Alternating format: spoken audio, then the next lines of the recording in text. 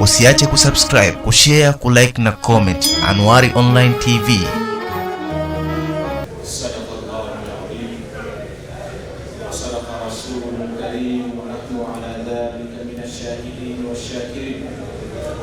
اللهم افتح لنا أبواب رحمتك وعزائم مغفرتك والفوز بالجنة والنجاة من النار.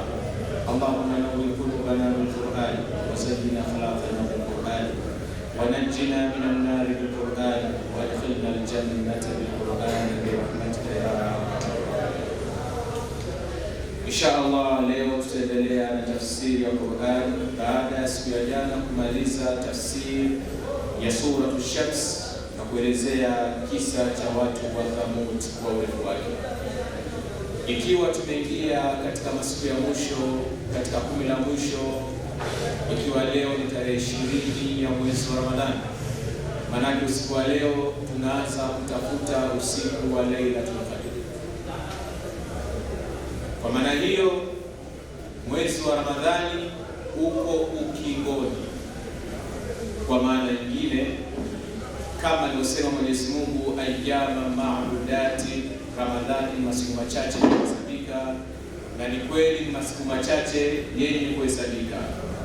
Kwa hivyo masiku yanapokuwa yameelekea ukingoni, tunatakiwa tujitahidi kufanya ibada, kusoma Qur'an, kuamka usiku, kutoa sadaka na matendo yote ya kheri. Ramadhani inapoelekea ukingoni, inabidi tujitahidi zaidi. Na kwa kuwa tunaingia katika 10 la mwisho la mwezi mtukufu wa Ramadhani, basi tafsiri ya Qur'an ya leo itahusiana na 10 la mwisho la mwezi mtukufu wa Ramadhani. Nao tutazungumzia Suratul Qadr. Suratul Qadr, sura ambayo Allah subhanahu wa ta'ala ameiteremsha katika Qur'an kuelezea fadhila za Lailatul Qadr. Lailatul Qadr, usiku ambao unapatikana katika 10 la mwisho la mwezi mtukufu wa Ramadhani. Lakini usiku huo unapatikana katika masiku ya witri ya mwezi mtukufu wa Ramadhani. Hivyo leo tutakuwa na tafsiri ya Suratul Qadr, sura ambayo ina aya 5.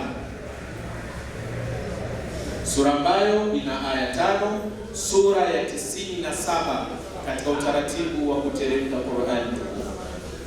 Suratul Qadr ni sura iliyo baina ya Suratul Alaq na Surat Al-Bayyinah. Suratul Qadr ipo katikati ya Suratul Alaq wa Suratul Bayyinah. Na siyak, tukisema siyak tunamaanisha mtiririko wa aya na mtiririko wa sura katika Qur'anul Karim. Utaona Mwenyezi Mungu anasema kalla la tuti'uhu wasjud waqtarib katika aya mwisho katika Suratul Alaq. Kisha Mwenyezi Mungu akasema inna anzalnahu fi lailatul qadr. Kana kwamba Mwenyezi Mungu anatuambia usiku wa Lailatul Qadr ni usiku wa kusujudu waqtarib na kujikurubisha kwa nani? Kwa Allah subhanahu wa ta'ala, katika usiku ambao Mwenyezi Mungu subhanahu wa ta'ala ameteremsha Qur'an. Usiku huo ndio ambao kana kwamba Mwenyezi Mungu anasema soma Qur'an kama aya inavyosema iqra bismi rabbika alladhi khalaq. Na bahati nzuri Suratul Alaq ndio sura ya kwanza kuteremka katika Qur'an. Sura ya kwanza kabisa kuteremka katika wahi ni Suratul Alaq, iqra bismi rabbika alladhi khalaq. Kwa hivyo tuona ile siya mtiririko wa maneno baina ya iqra bismi rabbika alladhi khalaq na Surat Al-Qadr, yani inna anzalnahu fi lailatul qadr. Lakini Suratul Qadr, baada ya Suratul Qadr ikaja Suratul Bayyinah, kana kwamba Al-Bayyinah ni bainifu, kana kwamba Al-Bayyinah inafafanua kile kilichoteremshwa katika usiku wa Lailatul Qadr. Tafanyana, yani baada ya Suratul Qadr ikaja Suratul Bayyinah, lam yakun alladhina kafaru min ahli alkitabi wal mushrikina munfakina hatta ta'tiyahumul bayyinah. Kana kwamba Mwenyezi Mungu akafafanua kile alichokiteremsha katika Lailatul Qadr, ambacho ni Qur'an Karim aliyoteremsha kwa Bwana Mtume Muhammad sallallahu alayhi wasallam. Akaisifu Qur'an katika suratul Bayyinah, rasulun min Allahi yatlu suhufan mutahhara, Qur'ani ambayo imeteremka katika usiku wa Lailatul Qadr, ambayo aliteremshiwa Bwana Mtume Muhammad sallallahu alayhi wasallam, mtume ambaye yatlu, akitusomea sisi ambao ni Qur'ani iliteremka katika usiku wa Lailatul Qadr. Akitusomea kitu gani? Suhufan mutahhara fiha kutubun qayyima. Kwa hivyo suratul Qadr ni miongoni mwa sura kubwa katika Qur'anul Karim, kwani inaelezea uteremsho wa kitabu hiki cha Qur'an al-Karim. Anasema mfasiri wa Qur'an, suratul Qadr makkiya, ni sura ambayo Allah subhanahu wa ta'ala aliteremsha Makka. Na kwa kuwa sura hii ina aya 5, sura hii ina aya sawa sawa na masiku ya witri ambayo watu huyatumia kutafuta usiku wa Lailatul Qadr, ambayo yanapatikana katika 10 la mwisho la mwezi mtukufu wa Ramadhani, ikiwa maana siku ya 21, siku ya 23, siku ya 25, siku ya 27 na siku ya 29, sawa sawa na aya ambazo zinazungumzia Lailatul Qadr, katika sura hii suratul Qadr. Neno Lailatul Qadr ni neno lenye herufi 9 fil qadim. Wasomi wa zamani kusoma katika vitabu vya zamani wanakuambia neno Lailatul Qadr ni neno lenye herufi 9. Neno hili limejirudia mara 3 katika suratul Qadr, yani inna anzalnahu fi lailatul qadr wama adraka ma lailatul qadr, lailatul qadr. Kwa hiyo limejirudia mara 3, maana yake ni 9 mara 3 ni sawa sawa na 27. Hivyo wakaenda wengi katika wasomi wa dini katika Uislamu kwamba Lailatul Qadr aghlab inapatikana katika witri ya 27, na ikiwa suratul Qadr ina jumla ya maneno 30, ikiwa suratul Qadr ina jumla ya maneno 30 sawa sawa na idadi ya siku ambazo watu aghlabu hufunga katika mwezi wa Ramadhani. Hivyo neno salamun, neno hiya ni neno la 27 katika mtiririko wale maneno kihesabu. Neno hiya, salamun hiya, neno hiya ni neno la 27. Hivyo wengi wakasema yawezekana kabisa usiku wa Lailatul Qadr ukawa ni usiku wa 27. Na ikaja hadithi ya Bwana Mtume Muhammad sallallahu alaihi wasallam, iltamisuha fi witr al-awakhir min Ramadhan, utafuteni Lailatul Qadr katika masiku ya mwisho ya witri katika mwezi mtukufu wa Ramadhani. Kisha ikaja hadithi, man kana mutaharriha falyataharraha fi 27, kama alivyosema Bwana Mtume Muhammad, ikiwa mtu atakuwa na kupa zaidi ya kupata usiku wa Lailatul Qadr, basi autafute katika usiku wa 27, usiku wa 27. Lakini haikuzuii wewe kutafuta Lailatul Qadr katika masiku ya witri katika 10 la mwisho la mwezi mtukufu wa Ramadhani, kwa kuwa aghlab hupatikana Lailatul Qadr katika masiku ya mwisho katika mwezi mtukufu wa Ramadhani. Suratul Qadr waqad tahaddathat an bad'i nuzul al-Qur'an al-Karim wa an fadli Lailatul Qadr ala sa'il al-ayyam wash-shuhur. Sura hii inazungumza fadhila ya kuteremka Qur'an tukufu na fadhila ya usiku wa Lailatul Qadr, usiku ambao ni bora kuliko masiku mengine na miezi mingine. Sura hii kama alivyosema Mwenyezi Mungu mtukufu, bismillahir rahmanir rahim, inna anzalnahu fi lailatul qadr. Allah anasema, lakini Mwenyezi Mungu anasema kwa kutumia taukid. Taukid manake uhakika, yani kwa khabar ndani yake isiyokuwa na shaka ndani yake. Inna anzalnahu fi lailatul qadr, hakika tumeiteremsha Qur'an katika usiku wa Lailatul Qadr. Allah ndo anasema hivyo. Anasema mufassiri wa Qur'an, sumiyat Lailatul Qadr, imeitwa usiku wa Lailatul Qadr umeitwa Lailatul Qadr li'azamiha, kwa ukubwa wake, kwa heshima yake, kwa hadhi yake, wa qadariha wa sharafiha. Wal muradu bi inzal al-Qur'an inzaluhu min lawhil mahfuz ila samai dunya, na muradi wake ni kuteremka kwa Qur'an kutoka lawhil mahfuz mpaka katika mbingu ya dunia. Hivyo Qur'an iliteremka katika lawhil mahfuz ambapo ilipokuwa imehifadhiwa kabla ya sisi hatujaumbwa. Allah anasema bal huwa Qur'anun majidun fi lawhin mahfuz, Qur'an ilikuwa imehifadhiwa huko juu katika ubao unajulikana kama lawhul mahfuz. Kisha Qur'an hii Mwenyezi Mungu akaiteremsha katika usiku wa Lailatul Qadr ila samai dunya, mpaka mbingu ya dunia. Yani hapa sisi katika mbingu saba, Allah anasema tanazzalu al-amru bainahum, katika mbingu ya dunia ndipo ambapo Qur'ani iliteremshwa. Anasema ambapo katika samau dunia ilihifadhiwa katika Baitul Izza. Baitul Izza ni nyumba tukufu ambayo Qur'an ilihifadhiwa kutoka lawhil mahfuz mpaka samau dunia katika Baitul Izza.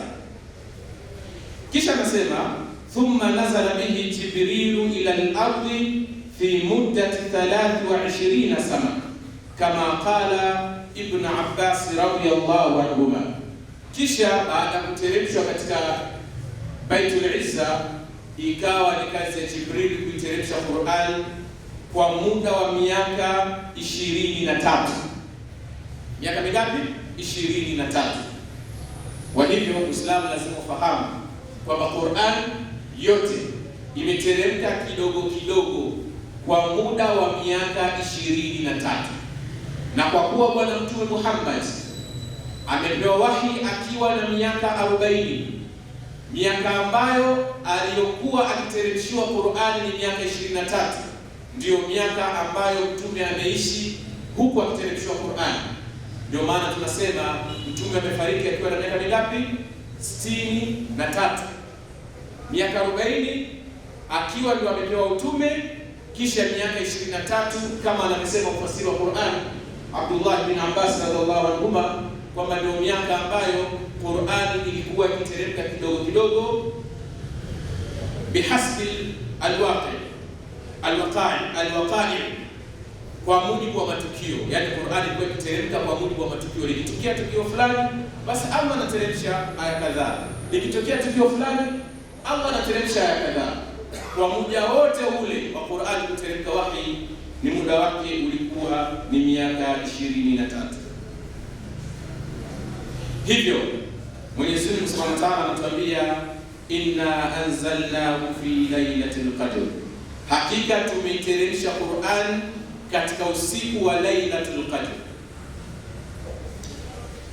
Huwa tunasema linapokuja neno lailat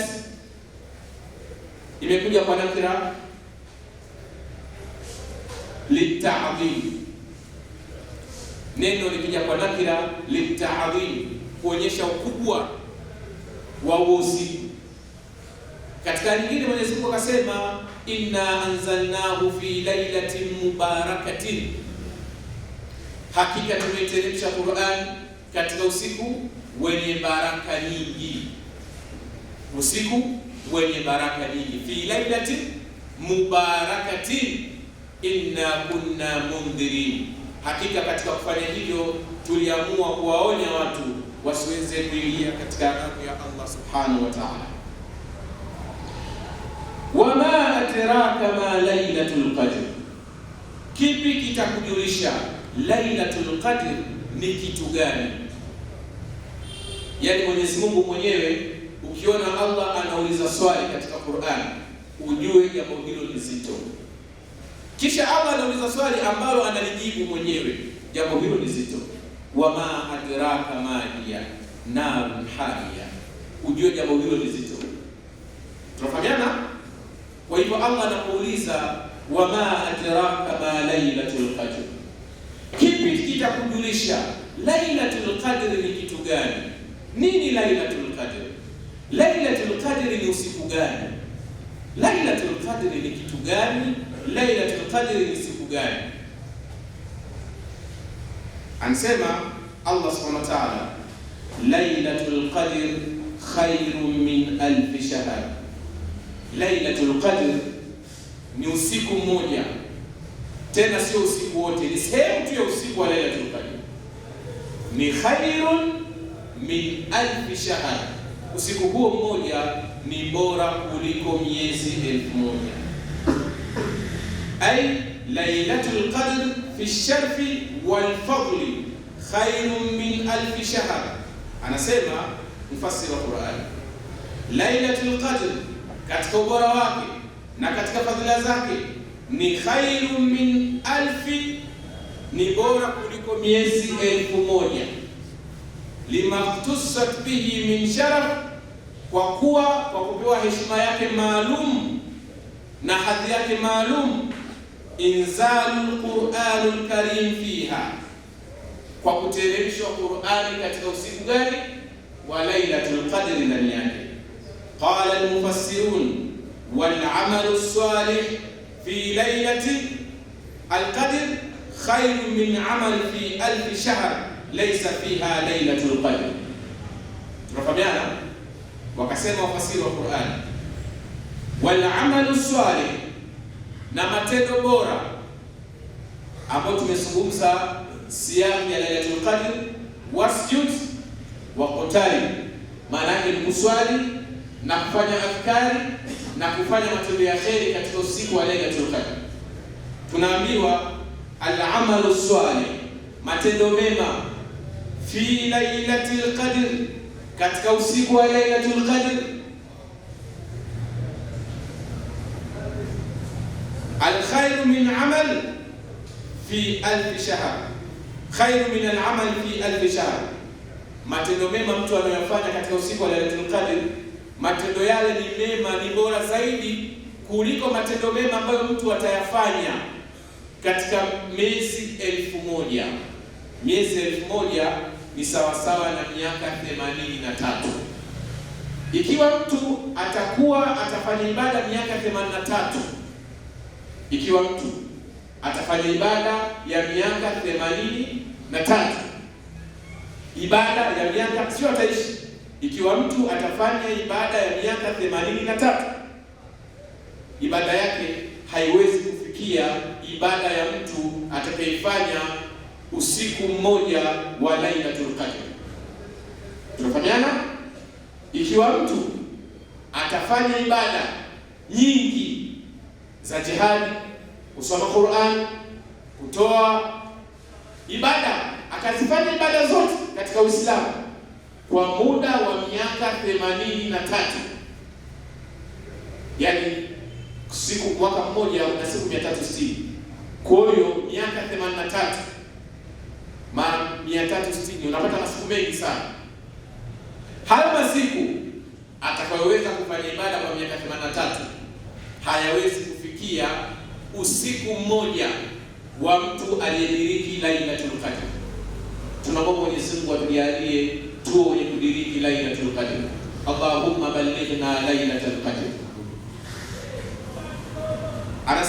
Anasema waqadirawa, na imepokelewa, anna rajulan labisa silaha wa jahada fi sabilillahi alf shahr, hakika mtu alibeba silaha yake kisha akapigana katika fi sabilillah. Ikiwa mtu amebeba silaha yake akapigana katika sabilillah, katika jihad, alfa shahr, yani katika usiku wa Isra na Miraj, Mtume wetu Muhammad sallallahu alaihi wasallam. Najua sisi ummati Muhammad ndio umma ambao tumepewa umri mfupi.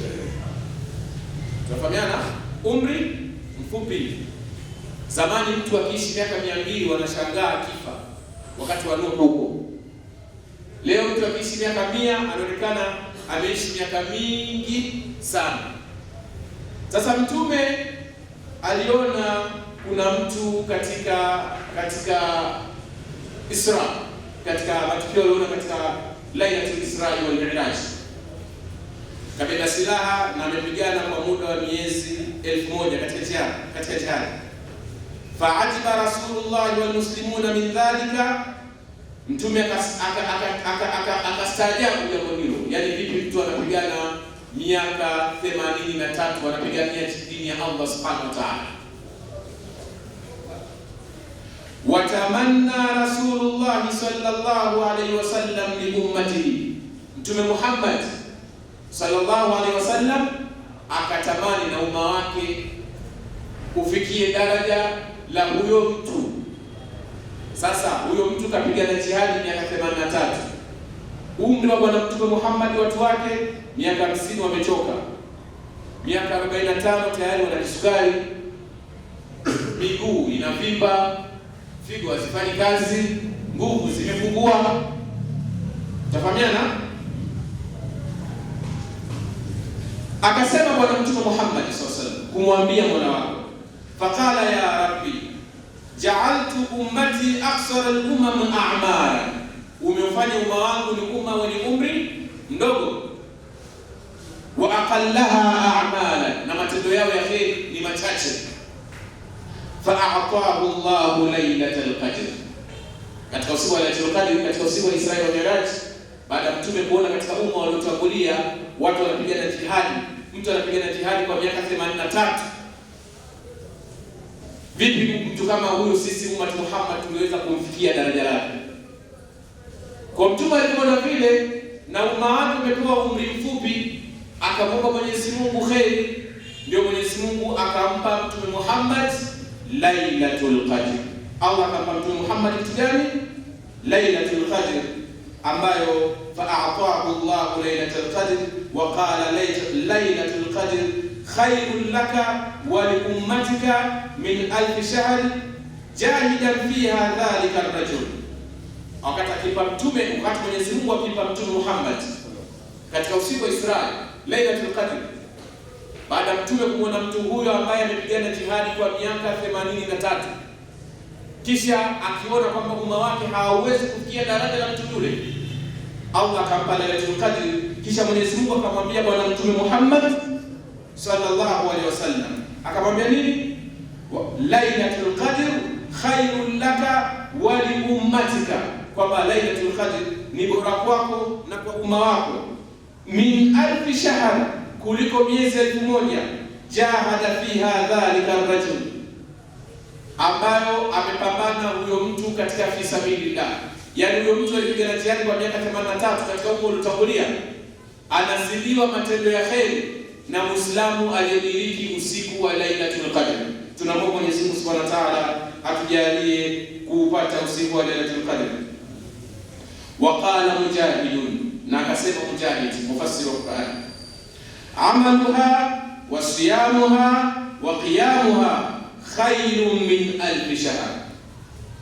Lailatul Qadr, amaluha, matendo yake ya kheri ndani yake, wa siyamuha, na mchana wake ule mchana wa Lailatul Qadr, wa qiyamuha, na usiku wake wa Lailatul Qadr, khairun min alf shahr, ni bora kuliko miezi 1000.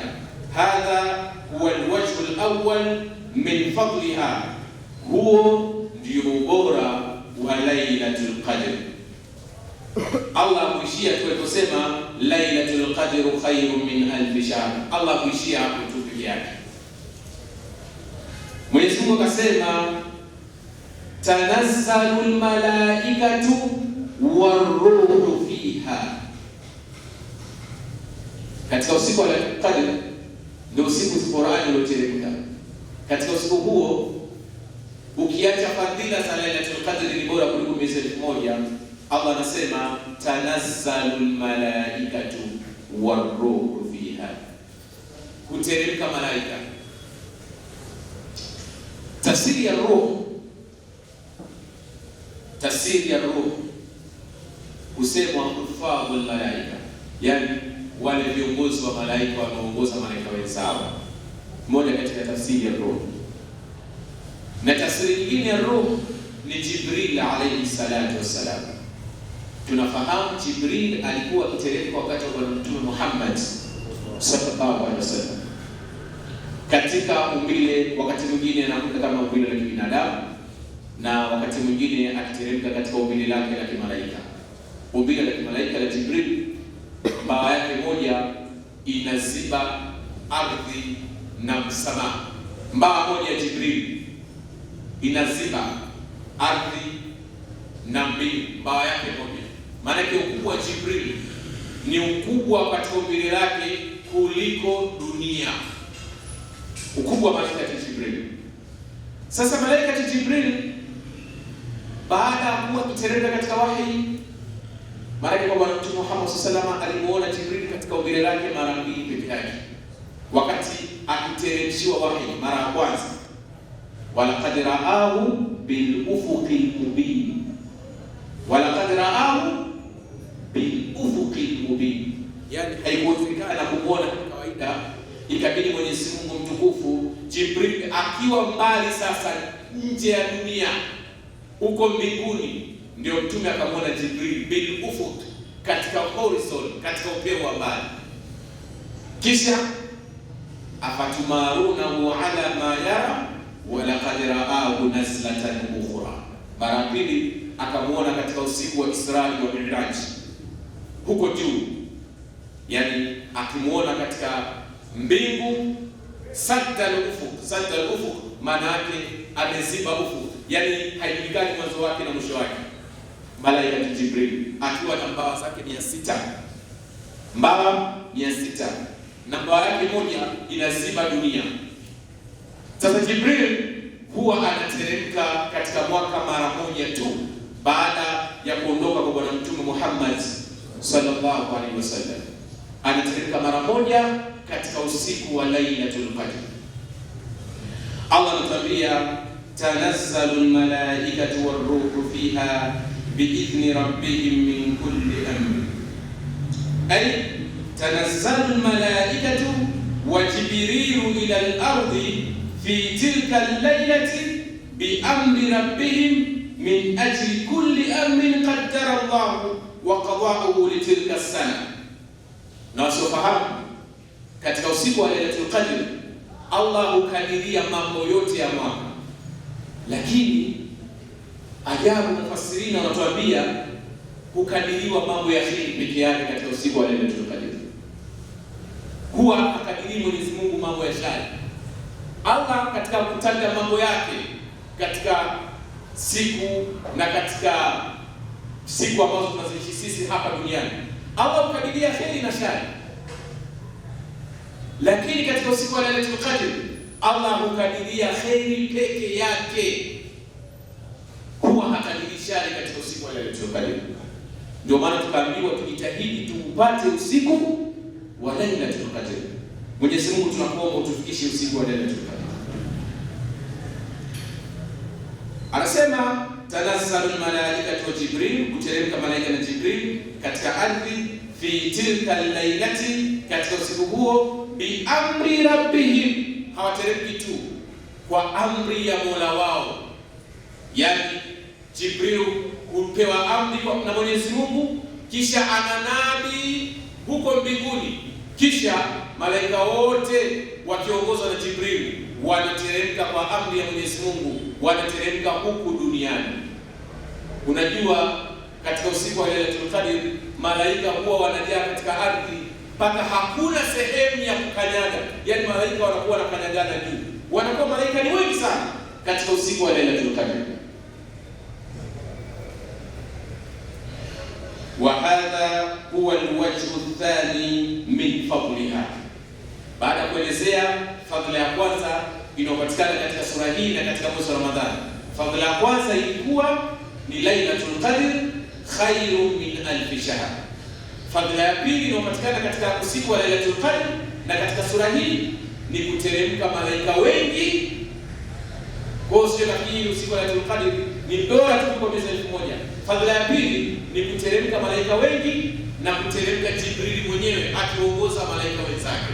Ndio anasema mufassir wa Qur'an hapa, wa hadha huwa alwajhi thani min fadliha, na huu ni fadhila ya pili inayopatikana katika mwezi wa Ramadhani katika usiku wa Lailatul Qadr, kuteremka malaika wengi, kisha malaika hawa wengi wakiongozwa na malaika Jibril. Jibril ambaye nini?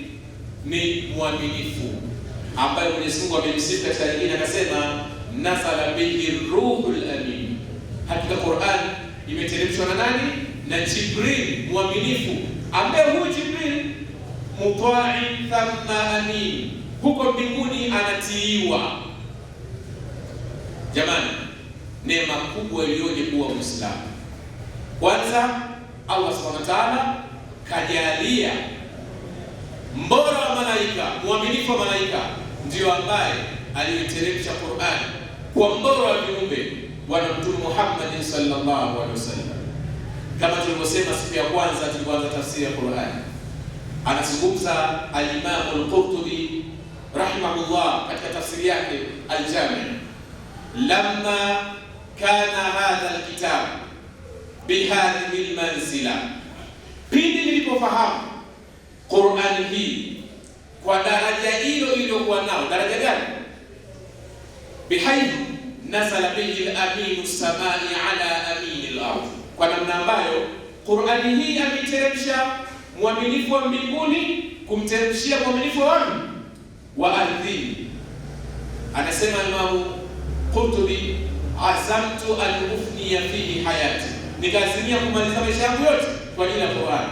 Sasa Qur'an imeteremshwa na mwaminifu wa mbinguni ambaye ni Jibril, akamteremshia mwaminifu wa ardhini ambaye ni Bwana Mtume Muhammad sallallahu alaihi wasallam.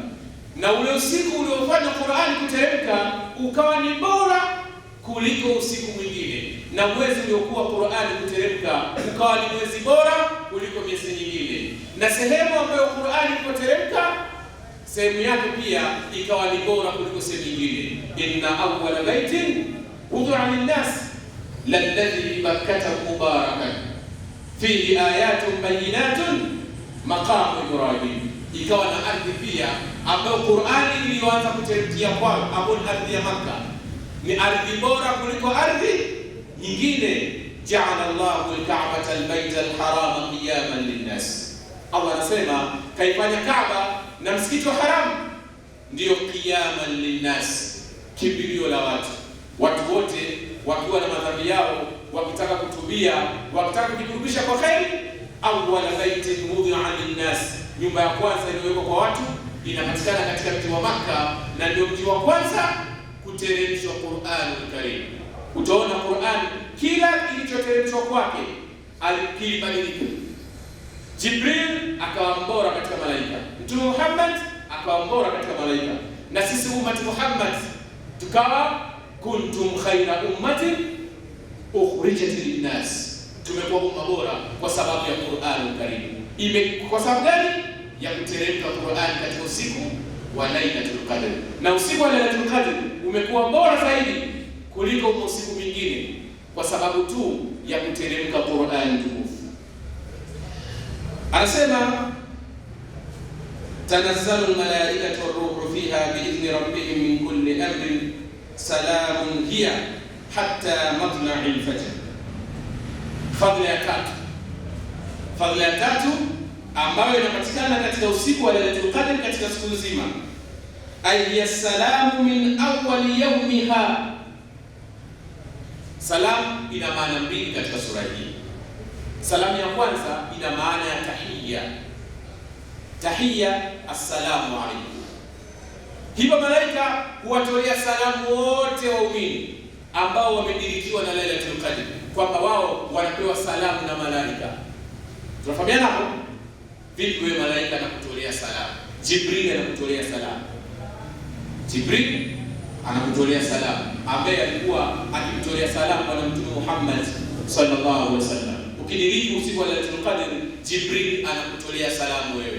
Tunaomba Mwenyezi Mungu atujalie tuweze kudiriki usiku wa Lailatul Qadr. Salamu maana ya pili ni amani. Maana ya pili ya salamu yake nini? Siku hiyo hakuna vurugu. Ndio maana tukasema katika usiku huo Allah huwa hakadirii mambo ya nini? Ya shari. Huwa anakadiria mambo ya kheri peke yake. Ay salamu min awwali yawmiha ila tulu'il fajr, paka bila kuchomoza alfajiri. Tasallam fiha almalaikatu ala almu'minin, malaika huwatolea salamu waumini.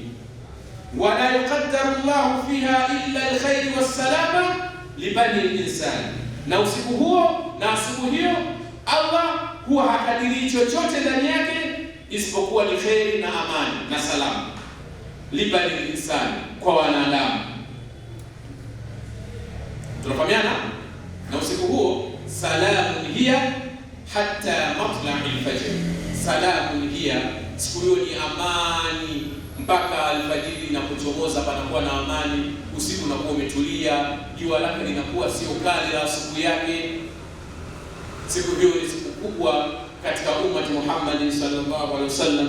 Kutokana na wakati, tunaomba Mwenyezi Mungu Subhanahu wa Ta'ala atufikishe usiku wa Lailatul Qadr. Allahumma ballighna Lailatul Qadr, Allahumma ballighna Lailatul Qadr. ربنا تقبل منا إنك أنت السميع العليم وتب علينا يا مولانا إنك أنت التواب الرحيم برحمتك يا أرحم الراحمين والحمد لله رب العالمين.